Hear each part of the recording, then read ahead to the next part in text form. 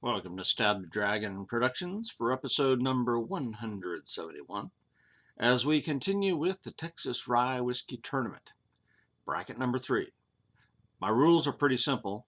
Number 1, the rye whiskey must be made in Texas or owned by a Texas company or somehow related to Texas. 2, which of these two whiskeys would I prefer to drink 3 times out of 5 if I was offered these two whiskeys 5 nights in a row? 3. Although I evaluate the history, bottle, label, marketing, and appearance, it all boils down to the nose, the taste, the mouthfeel, the finish. However, if there is a tie, and there have been a few, the tiebreaker is price and availability. 4. Just for fun, not affecting the outcome, I try to guess which whiskey is which because I drink these blind in numbered glasses, so I don't really know which glass has what whiskey in it. So tonight, the competitors, we have two very different whiskeys. In fact, in this contest, if you've been following, there are two branches of Texas whiskeys. One branch does not have the Texas funk. The other branch has the Texas funk. Now, there's a sliding scale. There are some that have a little bit. But tonight, really, we've got an MGP whiskey versus an all Texas whiskey. So, it still works in the contest. First up, Balcones. Balcones 100. Now, this is the original Balcones rye. And this is a certified Texas whiskey, so that means the grain is primarily from Texas, and it's distilled in Texas, aged in Texas. Balcones is in Waco, Texas, and it's heavy on the Texas funk. Then we have Cotton Hollow. This is MGP, and furthermore, it's bottled in Kentucky. And the company is in Kentucky, so why is this a Texas whiskey? There's a story for that I'll get to in just a minute. So, and it has no Texas funk at all, as you would think. It's an MGP. So those are the two competitors. Now for a little bit of a history. Cotton Hollow, I got my first bottle of this at Specs 3 or 4, 5 years ago. How long ago? And I had asked one of the clerks there to help me find a Texas rye whiskey. So he showed me this bottle and said it was good. I asked him again if it was a Texas whiskey after I looked at the bottle a little bit, because the bottle didn't say anything like that at all. He assured me it was. Well, I had to do some research, and he was not entirely wrong, but it's complicated. The guy who founded this company was Darren Lincoln. He's the owner. And if you searched for him online, you would have found that they were based out of the Woodlands, Texas, the Houston area. And the story goes that when he was starting his whiskey company, he bought land in Texas for a distillery, but then the local government refused to cooperate with him. And so a legal battle ensued, right? Always a legal battle. And he kind of lost that and he gave up. And so what he did is he decided to start his company in Kentucky, and he got MGP, and he got somebody to bottle it, and he slapped his label on it, and he left Texas altogether out of the deal. But the fact that he was a Texan, and that he wanted a Texas whiskey, and that he bought land, that says a lot. And then he pursued his dream, and he got it done, even though the legal establishment blocked him there for a while. So, but when we started this tournament 2 years ago, this was a rising star. This was one of my all-time favorites, and it didn't win. Ultimately, made it to the I guess the semifinals, but not to the finals. And then I ran out of that whiskey. The bottle was empty, so it's like, okay, went back to get some more. Couldn't get any more. Started researching it, couldn't find any more. Went online, couldn't even find the company or any information. I mean, everything was gone.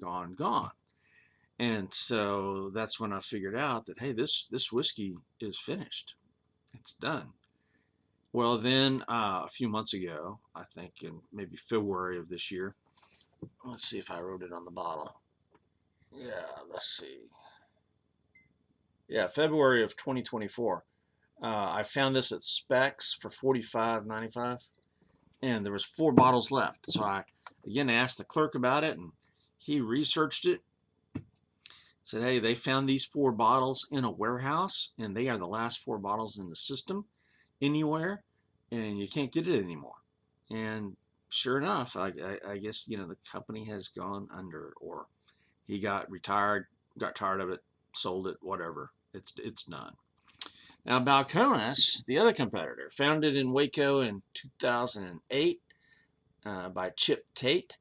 Balcones Distillery was the second license issued in Texas after the not Great Depression, but Prohibition, the Great Prohibition. There you go. And so you go from the end of Prohibition in the 1930s all the way to 2008 before Garrison Brothers gets the first license, and then Balcones gets the second. But Balcones put the first product out there with their baby blue corn whiskey, because corn whiskey, it didn't take long for it to mature. And so they got the first product out there. And then this is their first rye.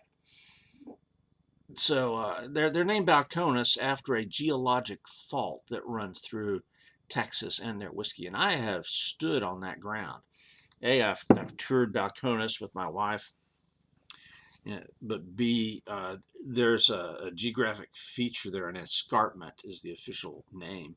And when you stand up on that escarpment, which goes for miles, I mean, you can see, I mean, it's a sudden uplift, and the view is very, very dramatic.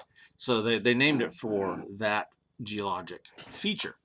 Well, Chip Tate was run off eventually by his investors because he needed money to get things going, and so he had people invest.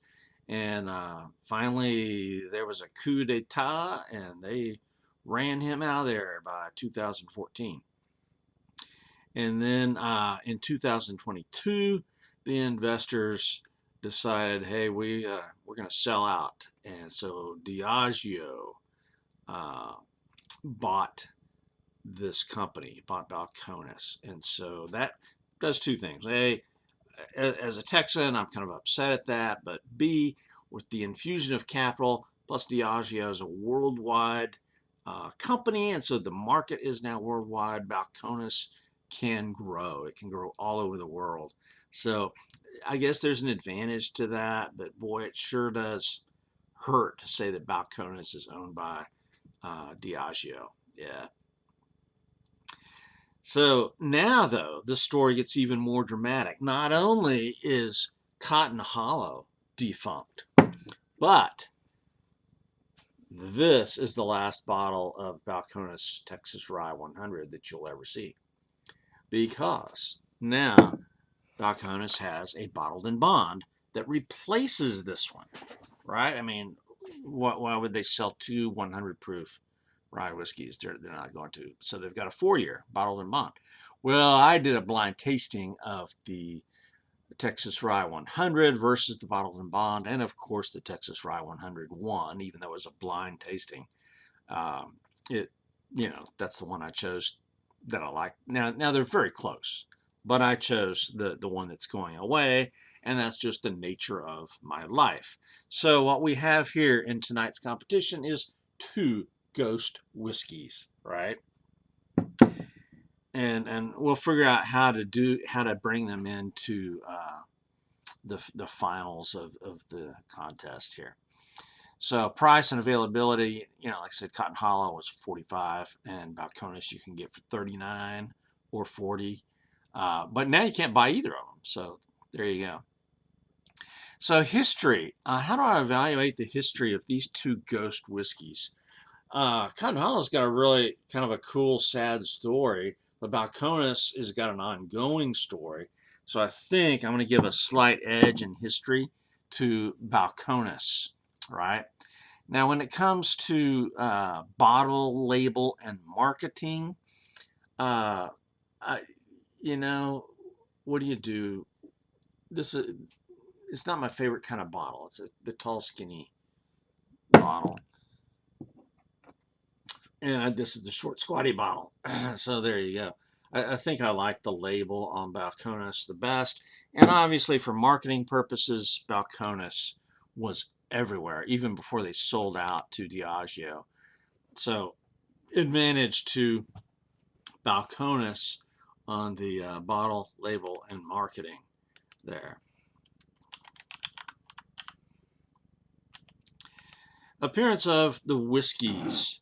Now I have poured the whiskeys and then mixed up the glasses, and as you can see, I can't tell a difference in those.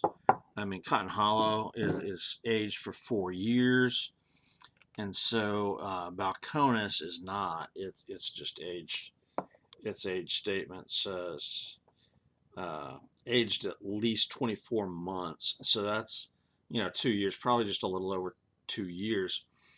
But that's what Texas climate does to a whiskey.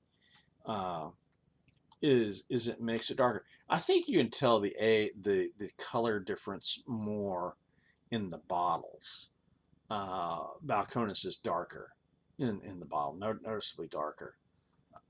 But in the glass, I can't really see the difference. This may be the Balcones. This may be a little bit darker. I'm not sure. So I'm going to go ahead and switch those now just in case and see. But visually, I'm thinking this one's the Balcones. So, and again, part of the contest is me being able to figure out which is which.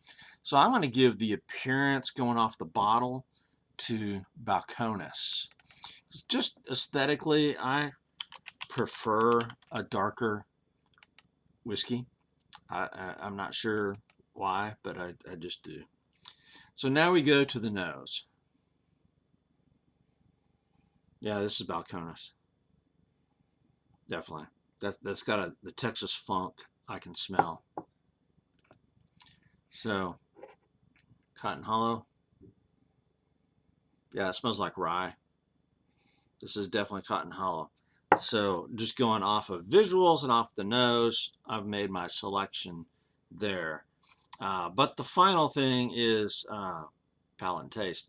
But who wins the nose? You've got a nice rye smell going on there versus the Texas Funk. Here, I will choose the Texas Funk 9 times out of 10. So we'll go with Balcones for the win on the nose. And now palate and taste. They're both 100. Well, actually, Cotton Hollow is 101 proof. So, yeah, Cotton Hollow's got just a tiny proof advantage.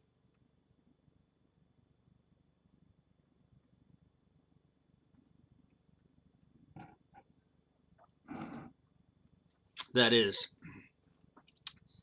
Balcones all day long. This was my favorite Texas whiskey until it was dethroned by Tawakero malted rye at the end of bracket 2. Bracket 2, Tawakero won. However, Tawakero is $20 more expensive, $24 more expensive. So yeah, this is definitely the Balcones.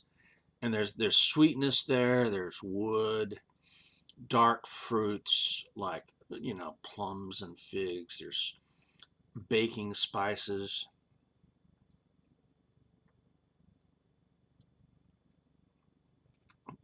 The Texas Funk, which is kind of a smoky, musty, woody, charcoaly flavor. If you've never had a Texas whiskey, man, I mean, this is to me the definition of a Texas whiskey right there. That is Balcones. All right, let me cleanse my palate.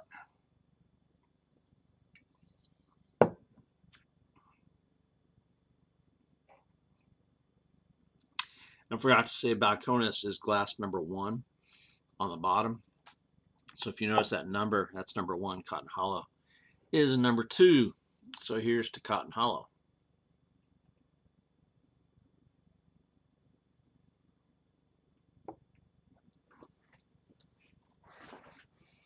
And that is just a rich MGP rye.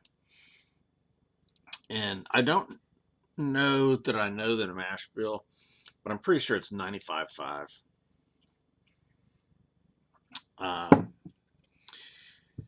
So here's the difficult thing, is that as a standard rye, Cotton Hollow is a perfect example.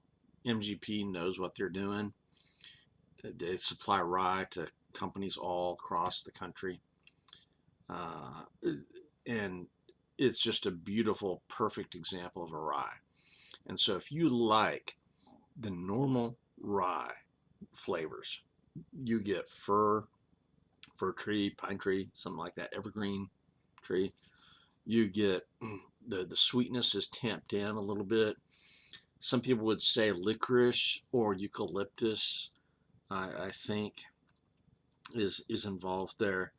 But it's just a pure, clean, wonderful, floral almost flavor.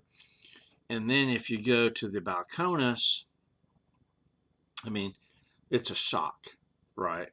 Some people would say, and in fact, when Balcones Rye came out, I remember the reviews. A lot of people didn't like it because it was too unlike rye. I mean, there was nothing about that reminded people of this, you know, Cotton Hollow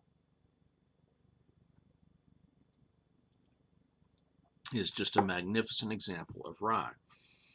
So that's why I say there's 2 kinds of whiskeys in Texas. Those that have the Texas funk and those that don't. And there's ways to tamp down on the Texas funk. It's caused by the heat and the cold. I mean, the huge range in our climate. So just going off of palate and taste, I would have to say Balcones is the winner. I mean, it's just going off of that rich Texas flavor. Mouthfeel is going to be about the same with both of these. Neither has much of a burn.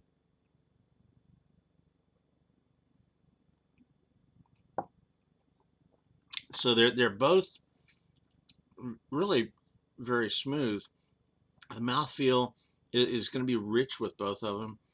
I'm going to give the advantage to the finish with, again, Balcones.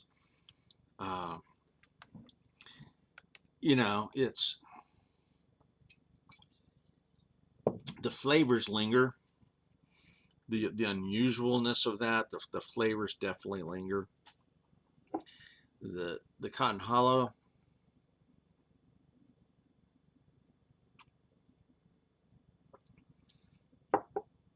I mean, that is a good whiskey all day long. Its finish is not quite as strong as the Balcones. So mouthfeel, burn, and neither of these has a strong burn. Okay, Cotton Hollow is 101, right? But neither really has a strong burn. And I like the burn, but there, you know, bourbon is going to have more of a burn.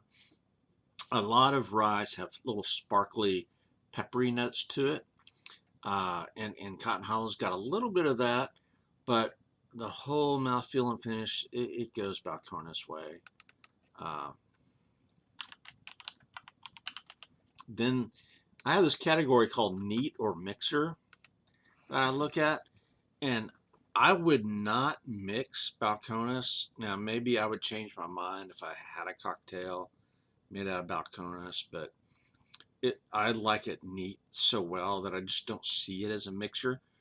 Whereas Cotton Hollow, I could see as a neat or mixer drink. So I'm going to give advantage to Cotton Hollow there because I think it's actually more versatile. So there's that. But the other, the actual one that I prefer is Balcones, and that's number one. I'm correct. I couldn't have chosen two, and this is number two. That's correct. I couldn't have chosen two, two more opposite whiskeys, right? For both of them to be considered rye. They represent their types of rye beautifully. And I like both. I love both without a doubt. But choosing 3 out of 5 times what would I drink, it's going to be Balcones. Balcones is just a favorite. So there you are. That's the winner. Now, what will I do with this category since both are ghost whiskeys? I may save this winner for the end and say, hey, now you go against, or maybe even both of these. Now you go against the other champions. Maybe that's what I'm going to do. Uh, but we'll see. So next time on Stab the Dragon, I'm not sure exactly which two whiskeys will be competing, but we'll be back next time. Until then, do not drink and drive. Drink safely. Do not overindulge. And if you're under 21, don't participate. This is Stab the Dragon out here.